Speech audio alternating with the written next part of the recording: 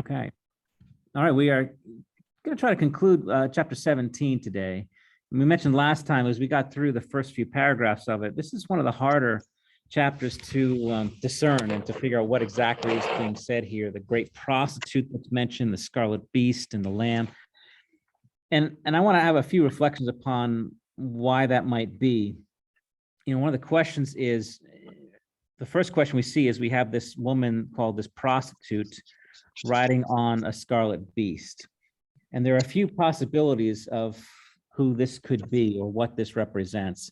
So let's get into this. Verses 1 to 6, we'll kind of go through it one more time and try to break it down. So we'll go quickly through the first few paragraphs, and then we'll try to finish up with paragraph 3 today. So Claudette, if you wouldn't mind, if you would read for us the first paragraph here, verses 1 to 6.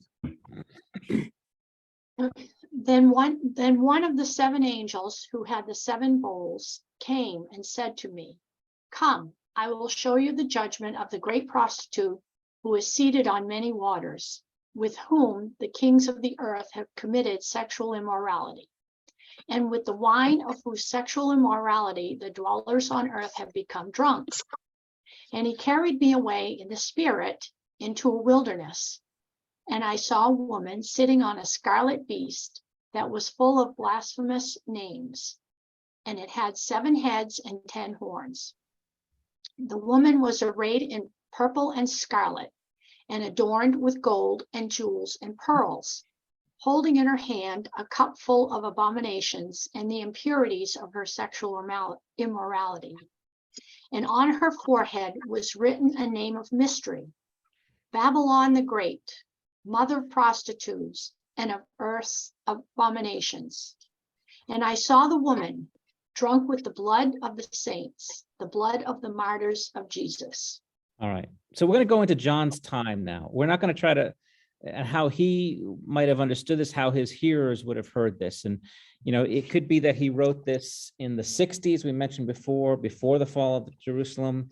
There's some evidence perhaps for that. There's also evidence suggests that he wrote it in the 90s during the time of Domitian, another persecuting emperor of Rome. But here we have this scene of a great prostitute sitting on a beast. And there is a color that is referenced here that defines not just the beast, but also the woman. You got that color? Scarlet. It's scarlet, okay? Scarlet, it's a scarlet beast, and the woman was also arrayed in scarlet. And we mentioned there was a few different reasons, the significance of scarlet in this particular scene here. The beast, we have every reason to believe the beast is the same beast mentioned back in 13. It's 7 heads, 10 horns, blasphemous names, all describing that same beast. This beast, though, is described with an extra detail of being scarlet. What was the significance of scarlet? Why might that be an important word for us here? The symbol of wisdom. Symbol of The wisdom, wealthy. but the wealthy, yes. Scarlet is a color of luxury, of esteem, of those who were wealthy and would wear scarlet. Those who were of high rank would wear scarlet. That's one clearly referenced there, because the woman is arrayed in purple and scarlet and adorned with gold and jewels and pearls. Definitely. Isn't purple associated with royalty? Yes, yes, it is. Yes. In fact, again, in the Roman legions, the higher ranking officers would wear scarlet. They would have, that was a common, scarlet and purple would be the higher ranking colors. So this woman is presented to us as one who is heavily adorned, who lives a life of luxury, of wealth, of high esteem, and everyone wants her. We know he's not talking about a specific woman. He's going to talk about more than that. So that's the first part. What else does the scarlet in this paragraph sort of represent also? Blood. It is the color of blood, is it not? In particular, the paragraph ends with the blood of the saints and the blood of the martyrs.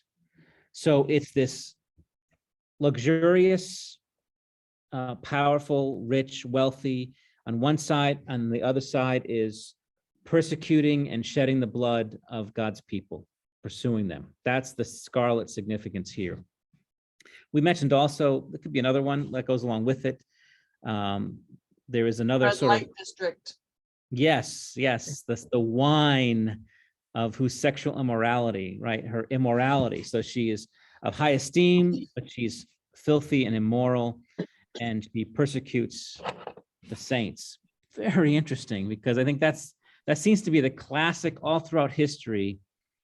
This is pretty much how you could describe most of the people who are pursuing and shedding the blood of God's people. They are those who live in luxury. They are those who are decadent and depraved. And they're the ones who have the power and the ability and the desire to eliminate any Christians, those who would claim the name of Christ. Because because you know what Christians are, right? And why the world hates us so much. We're It's 'cause bigots. Yeah, well, we're the party poopers, right? We're the ones who are ruining we're the conscience of the world in a sense. Yeah. So when and they don't hate us just because of things we might say, but they hate you just because of the way we live our lives, that it condemns them. We're continually condemning them because we're trying to be faithful. We're trying to live righteous lives of truth and self-control and love, and they're not. And therefore, you know how it goes. When people who are living decadent lives, the person that they hate the most is those who are not going along with them, because it ruins it for them. That's what Peter says. Exactly right. What passage is that? And Peter, that's a great one to reference. 1 Peter 4, I think. Yeah, 1 Peter 4:4. Yeah, you want to read that for us? First Peter 4:4. Rob, want to get that? Says, with respect to this, they are surprised when you do not join them in the same flood of debauchery, and they malign you, but they will give account to him who is ready to judge the living and the dead. Yeah. So, which is really interesting that the ones who are the most easygoing about things, drunken orgies, passions, lawlessness, right, are the ones who grab the guns and the swords and pursue with a fury and come down, interesting is, with the law against us. They make it illegal. So, I mean, even today, what's the crime today?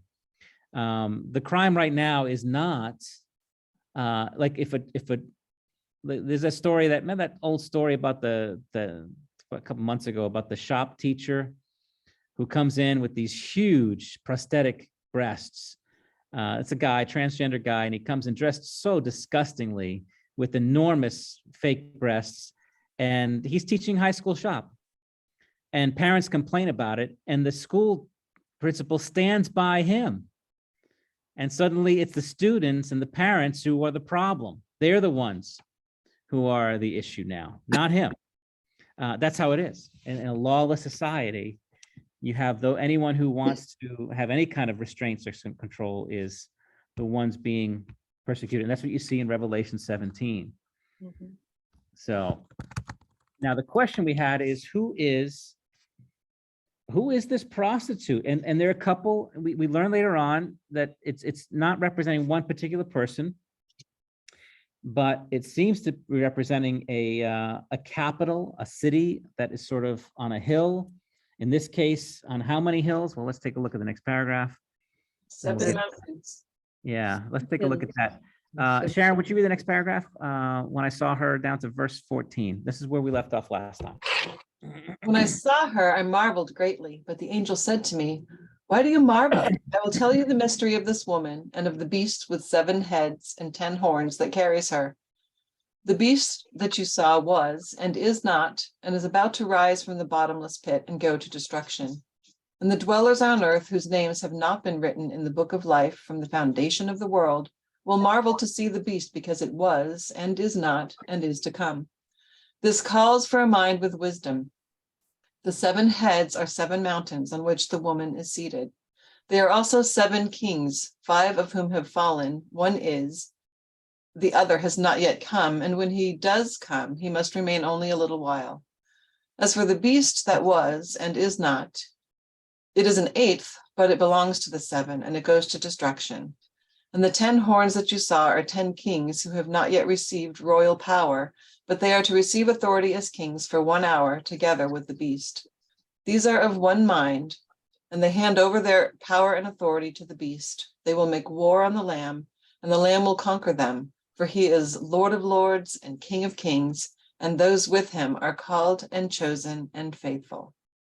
So describing the prostitute and the beast here, specifically the prostitute, is trying to figure out who this is or what this is. And we see it's this woman is seated on seven heads are 7 mountains on which the woman is seated. So it suggests that he's talking about maybe a city of some sort or a capital but the challenge is in John's time, there are 2 candidates in his time that would have qualified for the prostitute.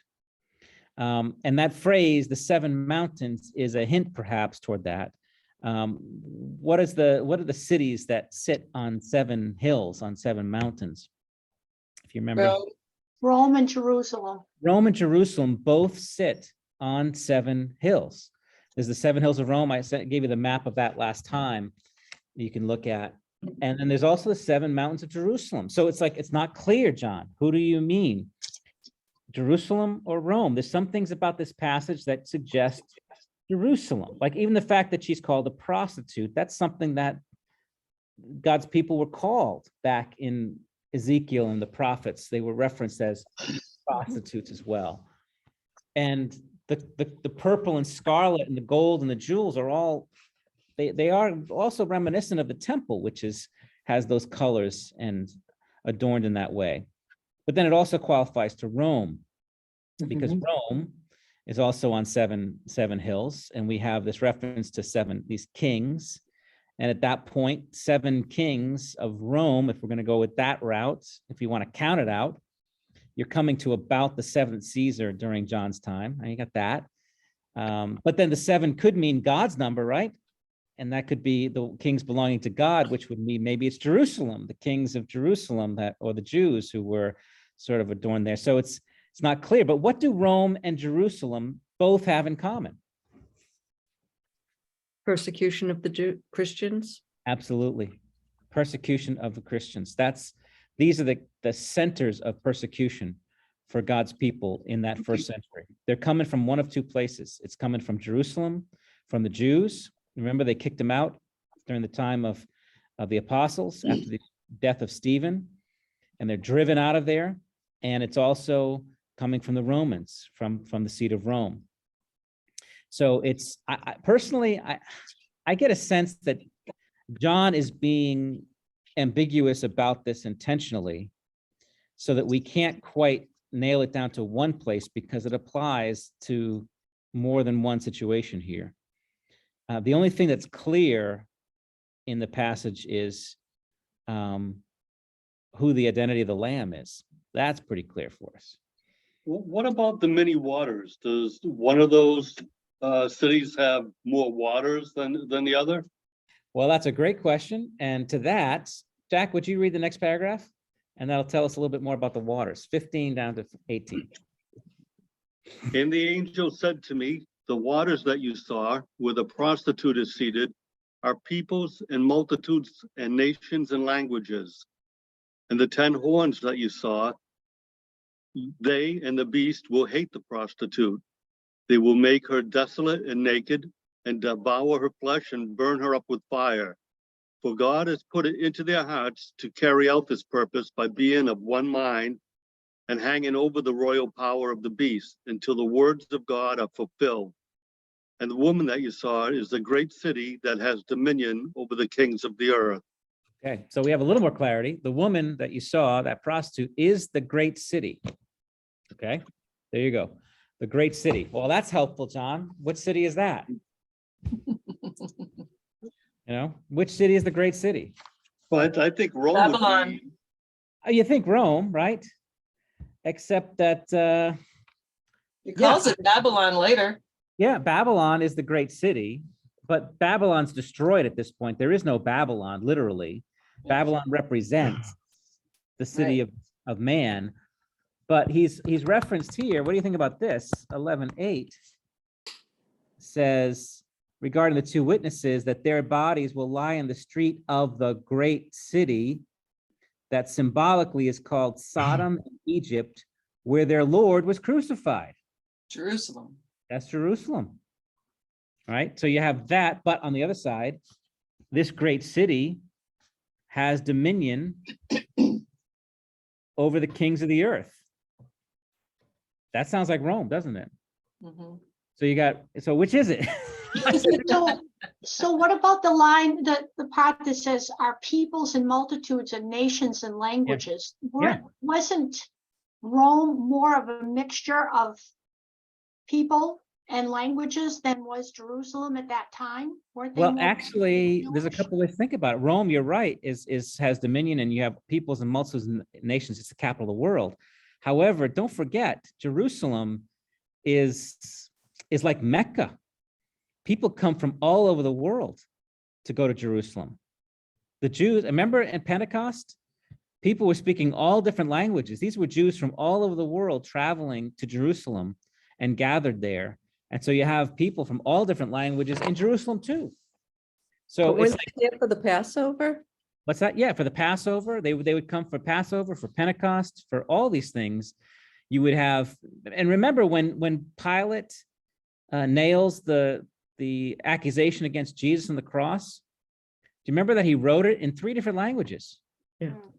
You know, in Hebrew and Greek and in Aramaic. I mean, this is for all the world to see.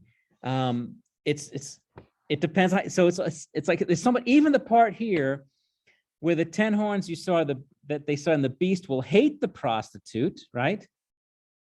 And he will devour her flesh and burn her up with fire, right? Well, that's got to be what? The Which devil? city was Jerusalem. burned? Yeah, Jerusalem was burned by fire by the great beast of Rome, right? They turned and hate on him. But wait a minute, Rome was burnt too. Yeah. Remember Nero, who's the beast, set Rome on fire and blamed it on the Christians. I Do mean, you think it's, do you think there's any chance that the very term, the great city, is only a metaphor for something that has tremendous power? We're looking at literal cities. Yeah. Because there are some people who think the woman is false religious systems in general. I'll just throw that out. yeah. I mean, you could have the woman could be false religious systems, false political systems. It's all the powers of this world. But what happens, I think the general principles, you can kind of see how it flows here. There's an alliance that happens here of the woman and the beast, Mhm. where the woman is this luxurious one who's persecuting the saints, and the beast is this pure political power. What's interesting about the beast is, a lion doesn't kill you because he hates you. He kills you because he's hungry. He devours you because of his appetite, nothing personal. In many ways, that's how the political systems work with the church. They don't hate the church. They don't destroy the church because they have a personal vendetta against Christians. It's just an appetite they have for power, and we just happen to be in the way of that. You stay out of the way. That's why sometimes the governments are very appeasing to Christians. Sometimes you in situations where the church and the political system are not at odds. They can live peacefully alongside each other, like in the days of Persia, when the Persian kings, Cyrus, built the temple for the Jews in Jerusalem. But then there are other times when they get in the way and they're just in the way of their power and appetite, and so they have to be devoured. The prostitute, on the other hand, is targeting the Christian. Does hate the Christians, hates the believers. And so there are forces in society that are anti-Christian because they just despise the church and despise the believers. And they ride the beast and they take hold of the reins of power, and they ride the beast into battle and using the beast to devour believers. You kind of see that in the Lion, the Witch, and the Warbler, I think it is. Isn't the White Witch? She rides along on one of her great powerful beasts to devour and to go into battle against the saints. And I think you see that. So the woman is not the powerful one. She sits on top of it, but at some point the beast turns on her and throws her off. So Nero, in one sense, rides the beast, the power of Rome, to devour believers until he is turned on, and he commits suicide when Rome seeks to get rid of him. You see it with the Jews. They ride the powers of Rome to destroy Christ and to destroy the church. And then Rome turns on the Jews and burns them to the ground. You see that playing out here. So I think it's a theme that occurs quite a bit, how it plays out. But there is an ambiguity to it that is really fascinating. And I think John intends to keep it that way, just to keep us. So because there are principles that we can apply. So, any question about that so far? That's all right. So what does it mean to us? What does it mean to us? Well, I think as you look out at the world, it's helpful for us to understand the nature of the battle that we're in and the ways that things are done, so that we're not shocked. We don't know the details exactly, how things are going to play out, but there are certain principles of our warfare that you need to understand, and need to understand where the dangers lie. And for example, in this case, the prostitute, one of the first warnings to us is, what are we to think of this woman? What do we think of her? Are we to be charmed by her? Are we to trust her? Are we to seek to get in her good graces? No. I mean, it's a pretty clear woman, right? Yeah. And yet that's what we often do. We think that the secret to success, or the secret of proclaiming the gospel sometimes, is we should get powerful, beautiful people, get them to become Christians, let's say, and just follow them and let them sort of inspire us and lead the church. And you end up sometimes with churches that are led by a celebrity, a desire for celebrity. And you get these wealthy, gaudy, handsome, charming, charismatic, famous leaders who, I mean, look at, this is the health and wealth movement. You can see it there, gaudy. And I mean, you look at Kenneth Copeland and Benny Hinn and these guys, they are becoming best friends with the prostitute here. And it's not going to end well. And be warned about this. Do not pursue. I know that the comforts and the luxury are really tempting for us. But it ends really badly. And a lot of Christians in that first century, a lot who would follow Christ, had to choose between acceptance in society, acceptance from their family, and lives of comfort and luxury, or align with the church where you're going to be hated and chased from your homes and disowned by your families and maybe even killed. And you can imagine a number of them, as is today, really struggling with this. And John laying out the story for us, you come away realizing, okay, as tempting as the prostitute might be, just like young men walking down the red light district, as tempting as these ladies might be to you, the last thing you want to do is go there and give them your time, give them your money, give them anything. They will destroy you.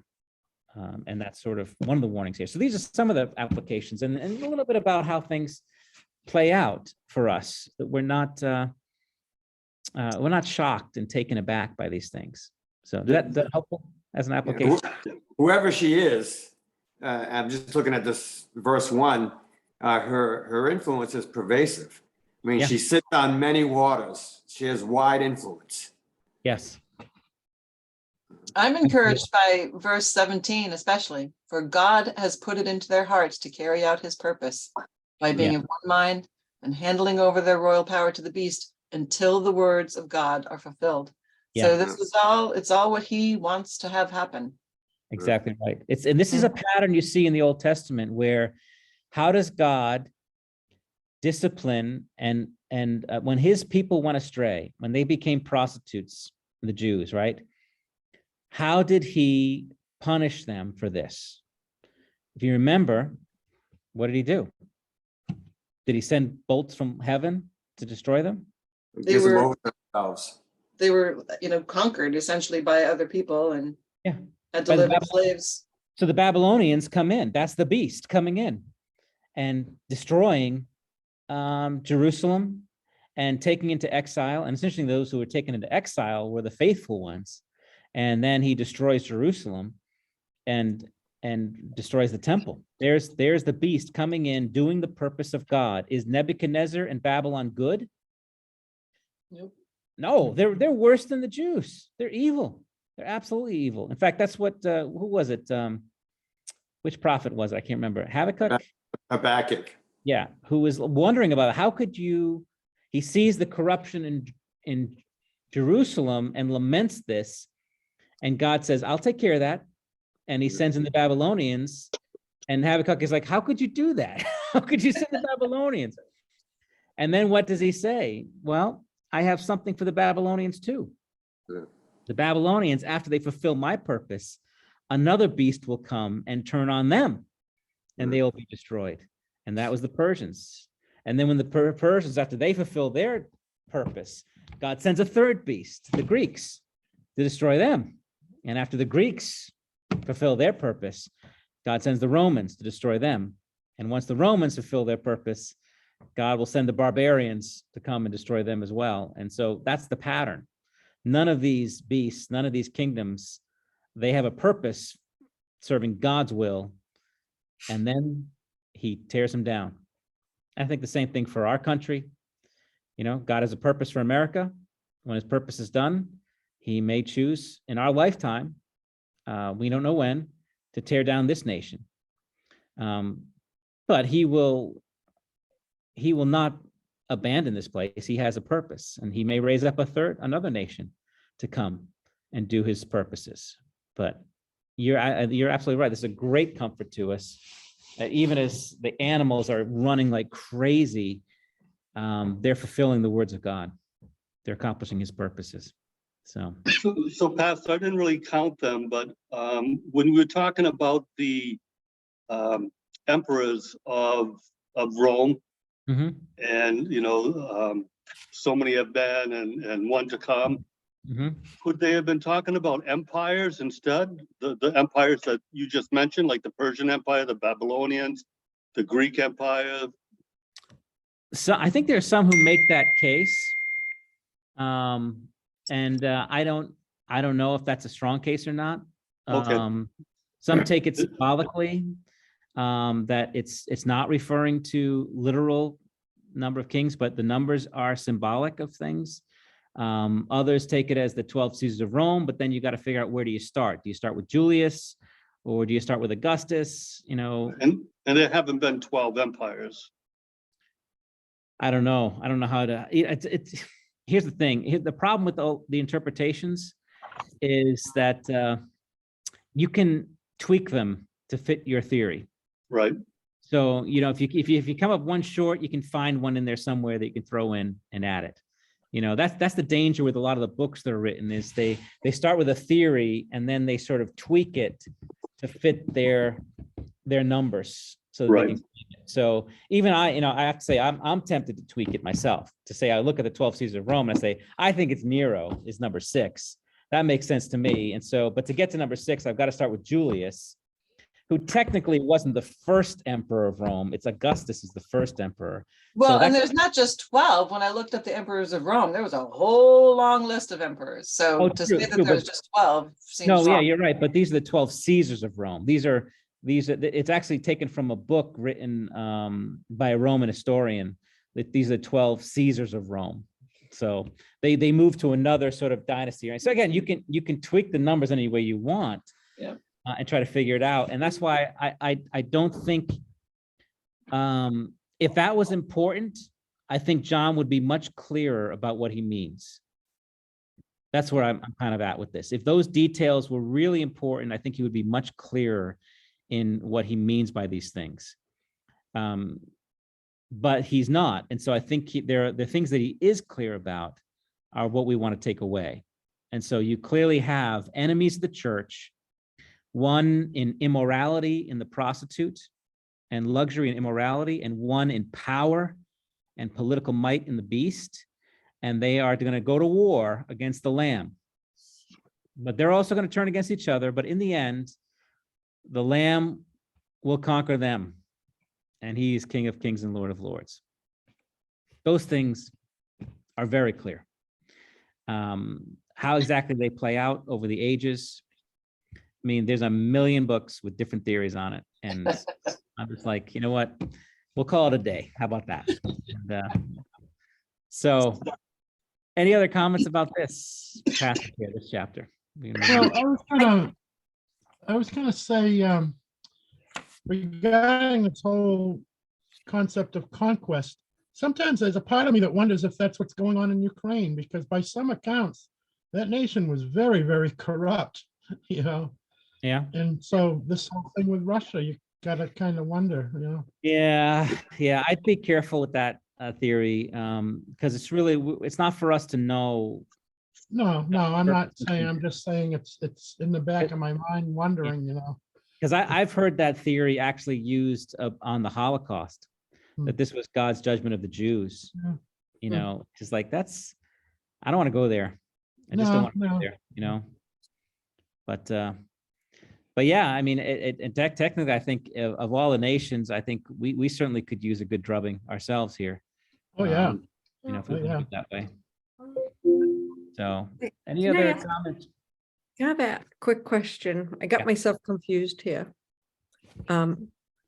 Answer X, the scarlet, not the scarlet, the great prostitute is blank and the scarlet beast is blank. The prostitute represents what? And the beast represents what? Yeah, so the prostitute seems to suggest here it's this great city, but even the great city can be a symbolic thing. It is whatever this prostitute, however you want to lay it out, is clearly it's about immorality and luxury, you know, that are personified. How about that? Yeah. Is a good Yeah. English word for you? And then the beast would be And the beast uh, would be mostly military and political power personified. the government being influenced by the prostitute. Yeah, so that's why the beast is a great one, because she rides the beast. You know, the beast doesn't have a conscience. It doesn't have personal feelings about things. It's just pure appetite, like we said, like all the beasts, the bears, the lions, the tigers, the leopards, you know, they don't eat you because they hate you. Right? Right. They're just hungry. That's what they do. They're a beast. That's why they're terrifying, is because you can't reason with them. You can't plead for mercy and compassion when you're dealing with a beast. You try that. Go to the Arctic and meet a polar bear and try to reason with him why he shouldn't tear you to limb from limb, you know, and plead with him for, I got a family, I got kids. You don't want to do this. No, I'm sorry. Look, you may have, good for you. I'm so sorry for you, but I'm hungry. I gotta eat. And I have a family I have to feed. Right, I got babies too. Right? So, and oh gosh, I was watching a video on the polar bears. You know, the polar bears eat other polar bears too.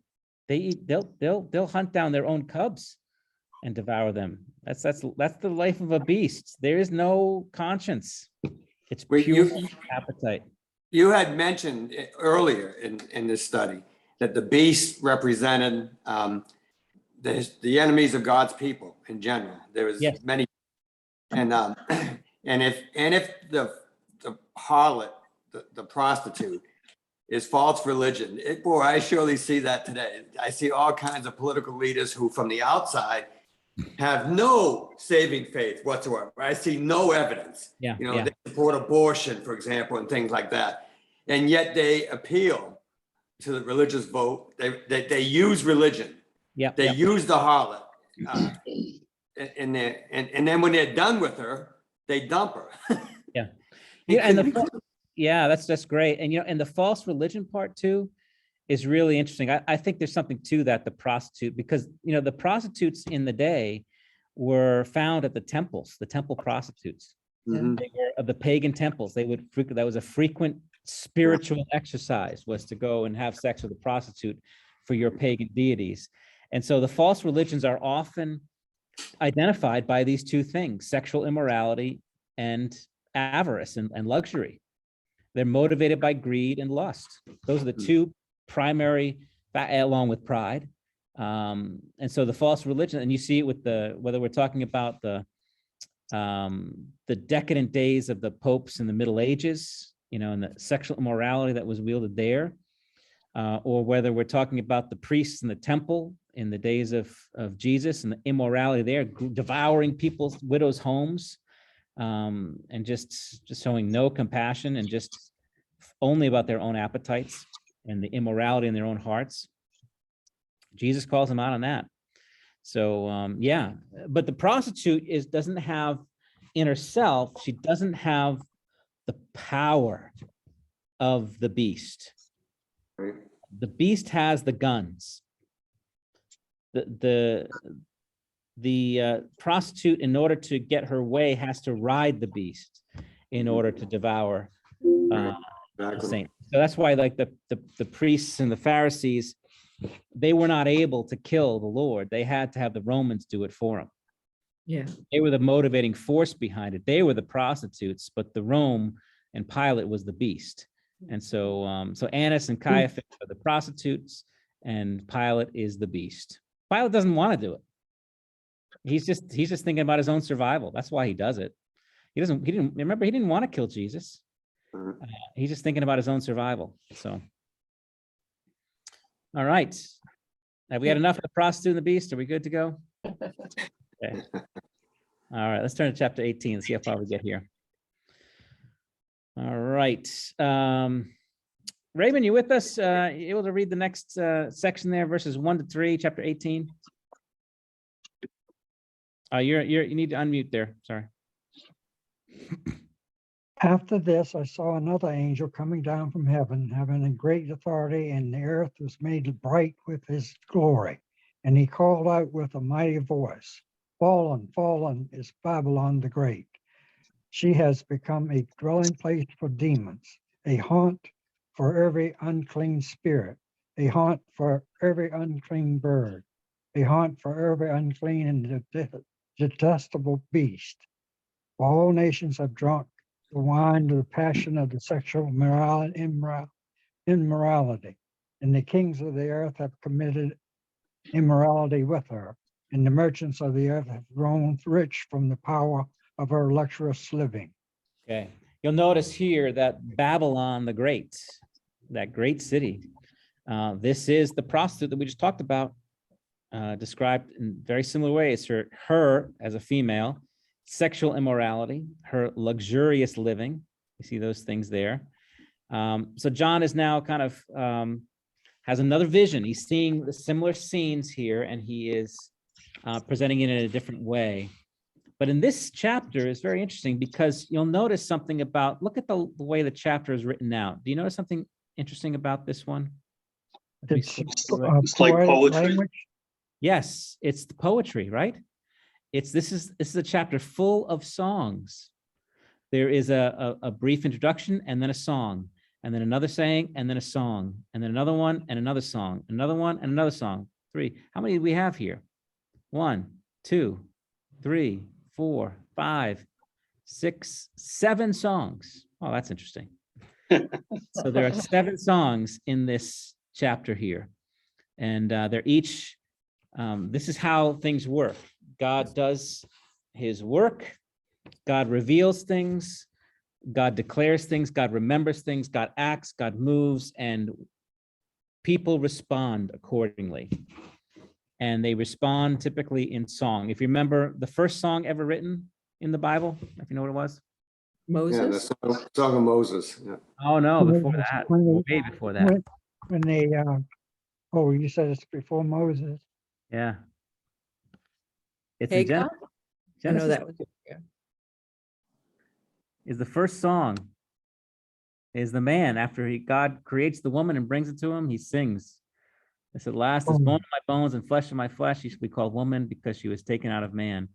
That's a little song or a poem, or however you want to frame it, but that's poetry right there. That's why it's indented like that. So when you see things in the scriptures indented this way, it's a reminder to us this is a poetic form that's being given to us. So God does something great, brings something wonderful and beautiful to Adam, and he replies with a song. That's the first one. He And you have- he replies, "Whoa, man, come on, Pastor." Yeah, whoa, man. I didn't say it was a happy song, just a song. So anyway, all right, the Revelation. Oh, I'm gonna pretend I right. didn't hear that. All right, so we have a song. This is coming from the angel coming down from heaven with great authority, and the earth made bright with his glory. It does.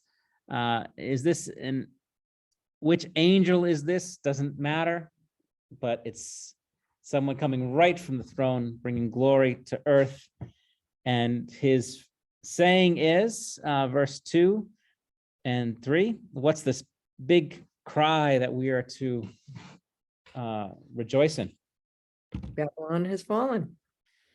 Fallen, fallen is Babylon the Great. Okay. And that is something we've heard before in Isaiah 21. And there. Joe calls Sarah. All right. And here we have, this is a chapter. Let's read the whole chapter, maybe. Let's see where it takes us here. Fallen, fallen is Babylon. Let's see, we leave off here. Let's see. Teresa, would you read just the first, get the 10 verses, see how that goes here. The oracle concerning the wilderness of the sea. As whirlwinds in the Geb sweep on, it comes from the wilderness, from a terrible land. A stern vision is told to me. The traitor betrays, and the destroyer destroys. Go up, O Elohim. Lay siege on Omida. I think you Medea. picked the wrong girl. Doing great. I think that's the hardest part right there. Where did it go? Oh, thank you. All the signs. All the signing she has caused, I bring to an end. Therefore, my loins are filled with anguish. Pangs have seized me, like the pangs of a woman in labor. I am bowed down so that I cannot hear. I am dismayed so that I cannot see. My heart staggers. Horror has appalled me. The twilight I longed for has been turned for me into trembling. They prepare the table. They spread the rugs. They eat, they drink. Arise, O princess, oil the shield. For thus the Lord said to me, go, set a watchman. Let him announce what he sees. So, thank you.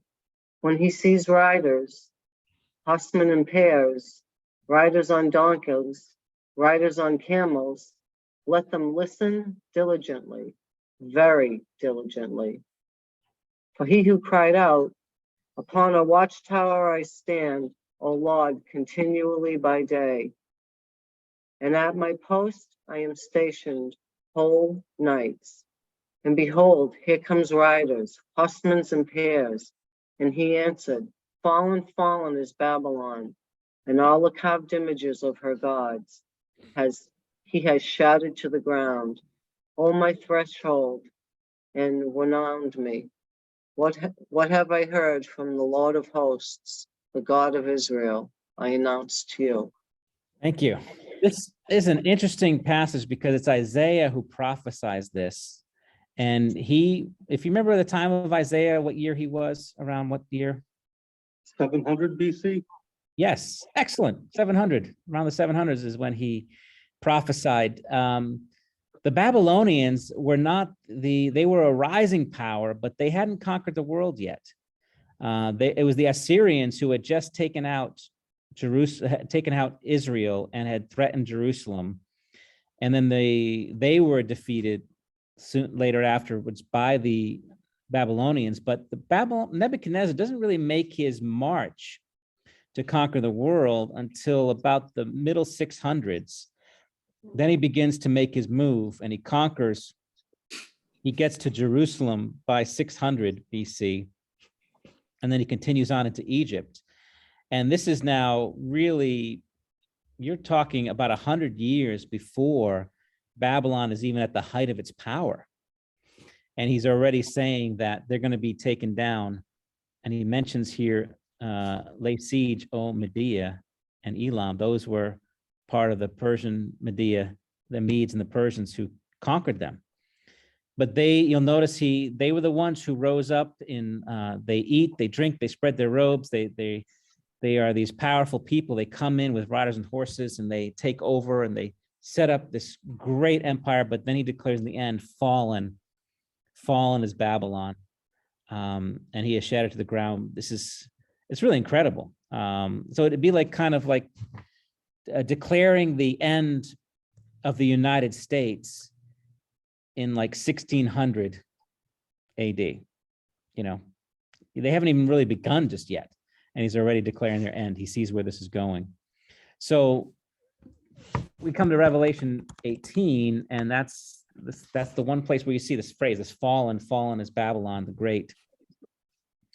So when John is seeing things, he could be like Isaiah, is talking about things far in the distance, even as he's saying it right there as well. But what happens to Babylon? What's her destiny? Whenever this happens, we don't know, but what's the destiny of Babylon? Of those who, Fallen. yeah, and what will become of her? In verse 2, she's become first A dwelling place for demons. a dwelling place for demons. That's an interesting phrase.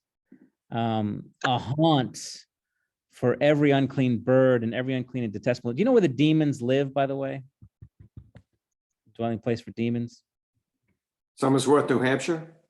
Yes, places just like that. Yes, they live in the wilderness. That's where they go. That's why when Jesus is taken for his temptation, it's in the wilderness. They're in the desert. There are places that they live in uninhabitable places. So to say that this has become a dwelling place for demons is like saying it's become a ghost town, a haunt. Only the unclean spirits and birds and detestable beasts live there. This is not a place where people dwell anymore. It's a haunt. It's destroyed. Just as exactly what became of Babylon. I don't think Babylon's ever been built after it was destroyed. And that was the envy of the world, the Babylon. This is present day Iran, right? Babylon today is in Iraq. Iraq. Yeah. I wonder if I could see some pictures of it. If you want to bear with me a minute, I can see, maybe we can see some pictures of Babylon. Oh, shoot. Yeah. Hang on a second. They just show it as a city in most maps, Yeah, as opposed to a region. see if I can Babylon. Let's see if we have some images of Babylon. All right. So It's beautiful. Babylon. Yeah. That's kind of some of the ruins that still remain there. It's you can see how dry it is. It's just a desert place. There's nothing to be rebuilt there. So I think archaeologists have discovered the Hanging Gardens of Babylon recently, oh really? or they think they have. See, you know, if you go to the Museum of Fine Arts in Boston, have you guys been there? They have stuff from Babylon. In fact, they have some incredible mosaics of these lions that came from the time of Daniel. It's amazing to see a mosaic floor of a lion from Babylon that Daniel himself may have even walked on, for all we know. Wow. So it's pretty cool. All right. And why is more important about she's fallen? Why is she fallen? Why is God determined to completely destroy her, level her to the ground? In verse 3. For all nations have drunk of the wine of her passion, of her sexual immorality. Yeah. Yeah. People See- abuse it. He has to judge that because it's completely immorality. Yeah. The sexual immorality with her, the kings of the earth have committed, and the merchants of the earth have grown rich from the power of a luxurious living. Babylon is this great city of, same thing with the prostitute, of immorality, of luxury, and she has allured and tempted all the kings of the earth. So they're not seeking the Lord. They are seeking pleasure and indulgence, and Babylon is pleased to offer her. In America today, I think they've written books about Babylon in America. You know what Babylon in America is? What city is references that way? Washington DC. Could be Washington. Yeah. San There Francisco. are a number of cities that qualify. Well, one of the more famous ones is Hollywood.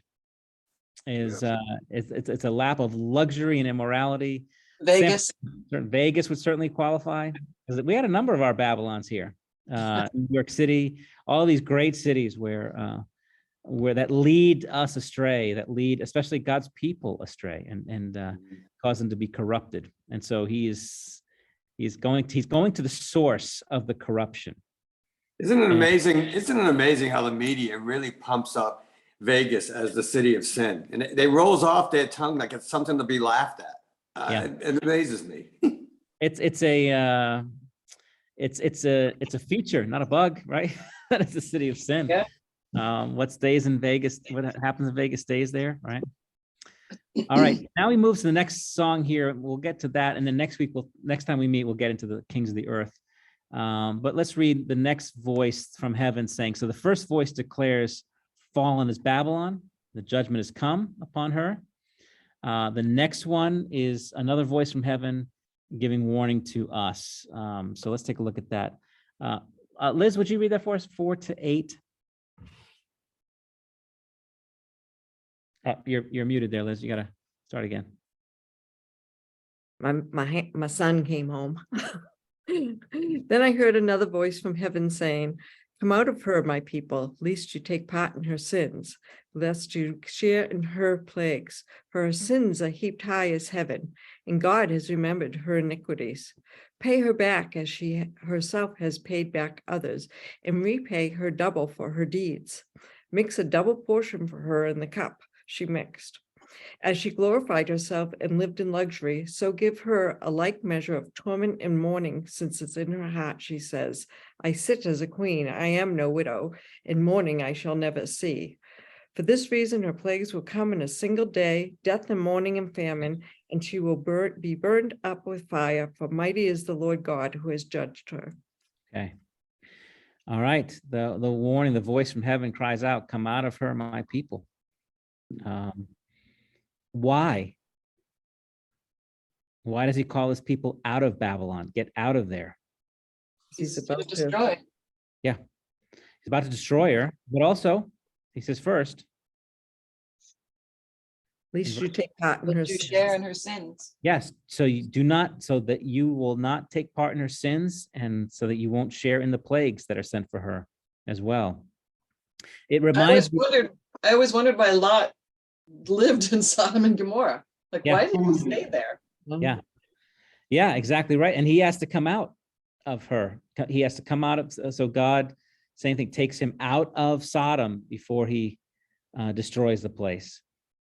So that you will not take part in her sins, lest you share in her plagues. And I think it's important too, as well, that he references Babylon.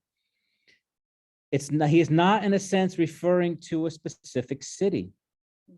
Because that would mean what? I mean, if we said, look, come out of Jerusalem, my people. All right, fine. They leave Jerusalem. They go to another city where they can indulge in immorality. Come out of Rome, my people. Fine. They can go to Athens and get all the same things. It's not the city that's the problem. It's that Babylon is that spirit of it, of this indulgence and luxury, the temptations. You have to get out of her. And you can apply that in so many ways. Not just to cities, but to even just the circles, the social circles you spend time with. You know, come out of these things. You know, when there is this this sexual immorality and the luxurious living, be warned. Be warned. This is not the place. These are places under judgment, and you come out of them. Do not take part in these things, in these sins. You will share in the plagues. And describes her sins. How this is an interesting one. How sinful is Babylon? Heaped high as heaven, her sins. They're heaped high as heaven, right? Which is actually, that phrase "high as heaven" is found in Psalm 103:11. As high as the heavens are above the earth, so great is his love for those who fear him.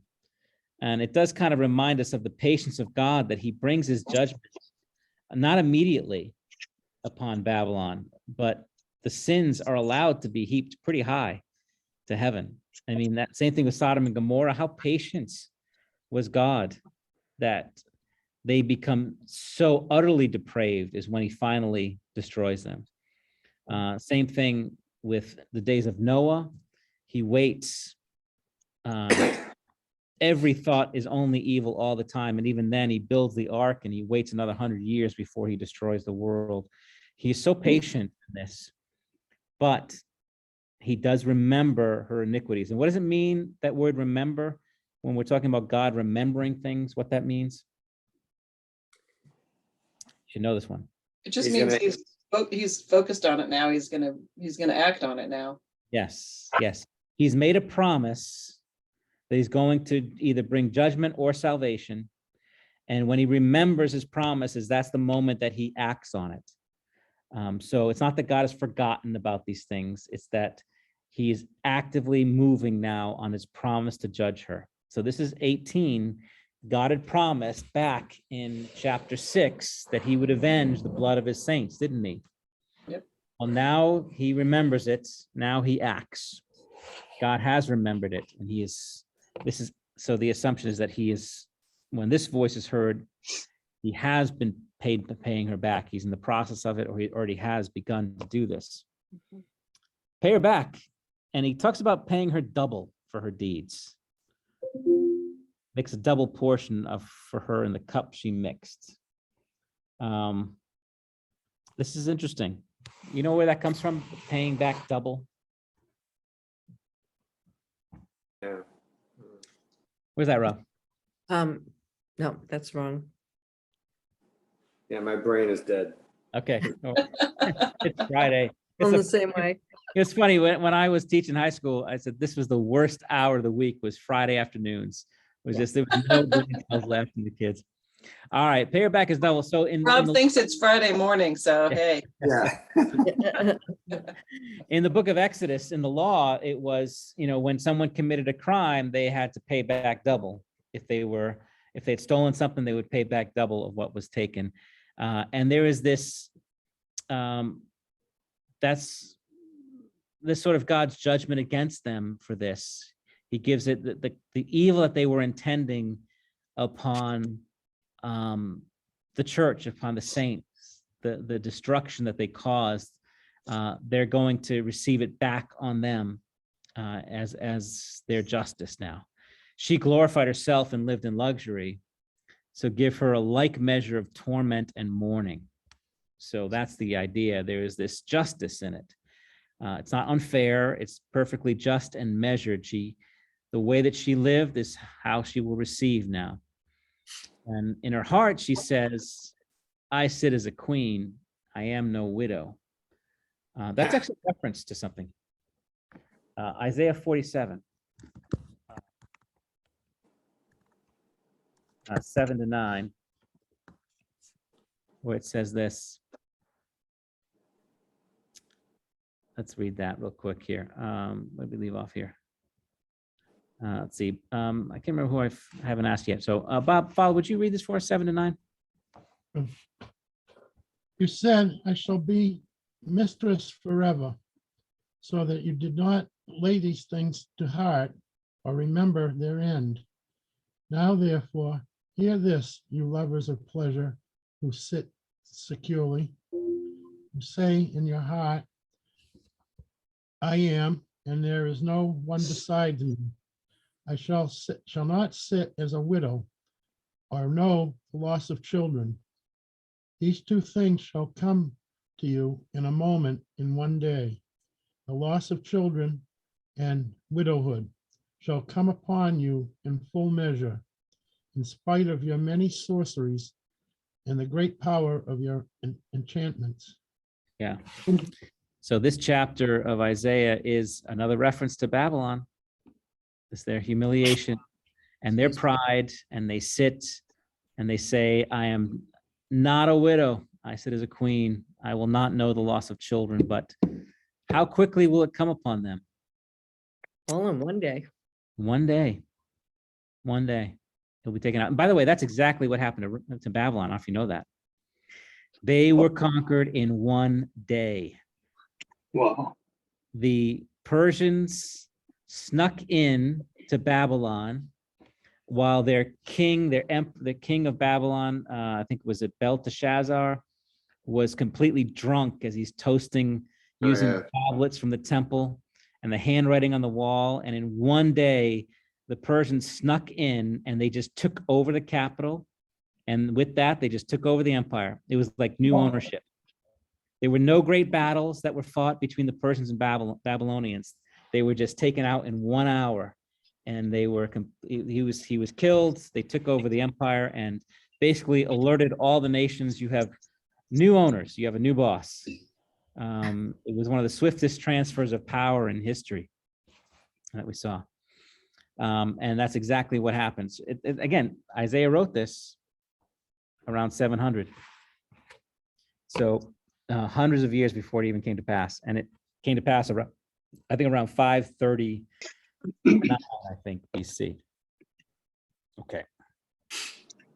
So, When it says I am not a widow, I had a memory of, in the Old Testament where God says, take care of the widows and the orphans. yeah, And I almost felt like, he was saying, you don't need to take care of me. I can take care of myself. I'm not a widow. yeah, you're exactly right. You're exactly right. The widows are the most vulnerable and powerless people in society. And so to say I'm a queen, is I'm powerful. The queen is the most powerful woman in society. The widow is the most vulnerable and most, I'll never, and it's a sad story for a widow, the mourning, the grieving over the loss. And so you, in your pride, you think this is never going to come upon you, but it will. For this reason, her place will come in a single day. Death and mourning and famine, she'll be burned up with fire, for mighty is the Lord God who has judged her. And this actually is what exactly happened to Jerusalem in 70 AD. They were the pride, they thought this was their moment. And Titus came in, and when they broke through, they destroyed everything very quickly, and brought fire and famine and mourning and all kinds of grief upon Jerusalem during that time. Same thing could have happened to Rome when they're sacked by the barbarians. I mean, it's just it's a theme. You still saw it in Nazi Germany. I mean, at a certain point, it's like just they were ruling the world, ruling Europe, and then once they broke through in a short period of time, it's over. It's over. They fall quickly. They fall. You said it was Titus was the guy who came in and destroyed Jerusalem? Yeah, Vespasian was the emperor who ordered it. Titus was his son, whom he sent to do the destruction. So it's kind of interesting that it's the son of the king who comes and destroys Jerusalem, and we would consider that what Jesus predicted as sort of vengeance for their crucifying the Son of God. So in fact, when Titus destroyed, it's a fascinating story. When Titus destroys the temple and Jerusalem, he understands it to be they must have offended their gods. This was a vengeance from God against them, because he was shocked at what he saw. He had never seen anything like that. The violence. So when Paul wrote to Titus, had Titus converted to Christianity? I think we're different Titus here. So, any case, we'll break it up here. So that's Revelation 18. We got to the first of the announcements here.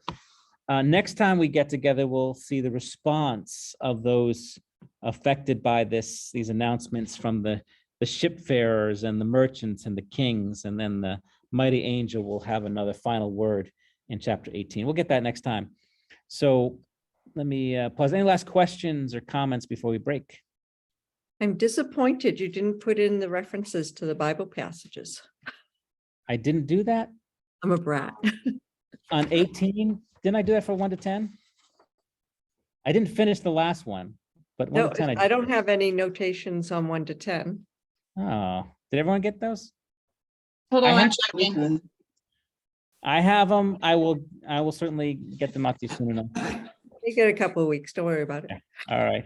So we're not going to meet. Let me stop recording.